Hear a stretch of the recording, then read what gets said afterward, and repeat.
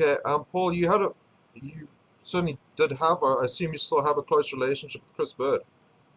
With who? With Chris Byrd? Chris Byrd. Byrd, Byrdy. I can't He spell it. boxes? Yeah, He box he's a world, boxer? Chris Byrd. Am I Huh. pronouncing that correctly? Is he a good boxer? He's a world champion. He's like Chris family to you. Byrd? You know, it's the South African accent that's throwing you off here, but um, Wait, Chris Byrd. Bryd, Bird. Huh. No, I've never heard. No way. I'm mad. Mad, I'm messing with You you. be dickhead. What a dickhead. I can only say that from the opposite side of the Atlantic, but I know. Oh man. No, absolutely. And I call him Christopher. I always call him Christopher. okay, Absolutely. So go ahead. okay, What's yeah. the question? Did that relationship remain strong? With Oh, absolutely. Absolutely. Christopher is a unique individual. Um, it's interesting. This game boxing. You meet someone that you fight, and we would end up fighting 5 times. I would beat him 3 out of 5 times, and all five fights competitive though. very competitive.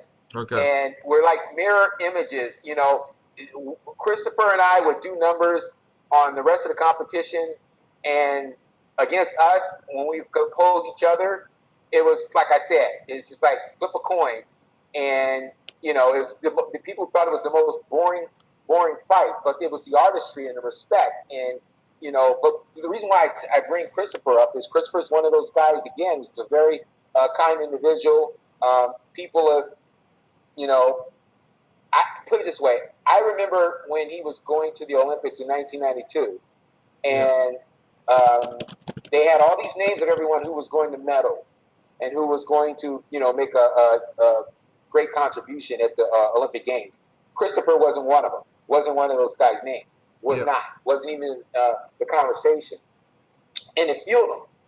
And he went there and he did a great job. And we saw he got a silver medal. And I thought he won the fight. And if I'm biased or not, it was a close fight in the final of the Olympics. When you hear about an American, at the Olympics boxing, there's so much history with, Roy Jones, Floyd Mayweather. It's just the fact that if you get a medal, that puts you.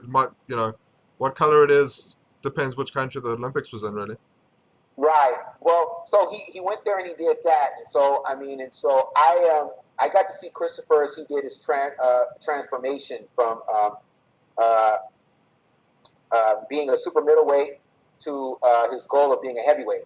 I can remember his father, Coach Byrd, when I was on the U.S. team, giving me a rub down one night, basically saying that Christopher was going to be a heavyweight and that Christopher was going to be heavyweight champion of the world. Christopher was going to be a heavyweight. Now we were in the same weight class at the time. He said Christopher was going to be a heavyweight.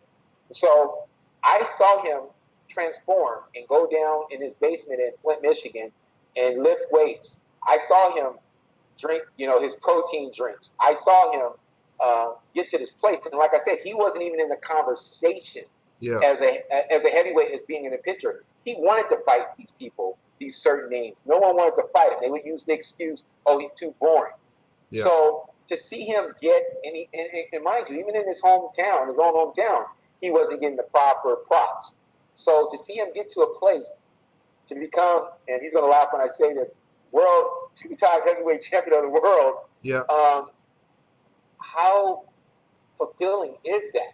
How is that? I mean, that's a great double jab to get back at the naysayers. So, and we both have that same identity. I mean, as far as being, nice people, and sometimes not being, the bloodthirst. We have extreme in respect for the art and science that takes place, and we have great conversations. So yeah, absolutely, we're brothers. I mean, Okay, that's my little brother.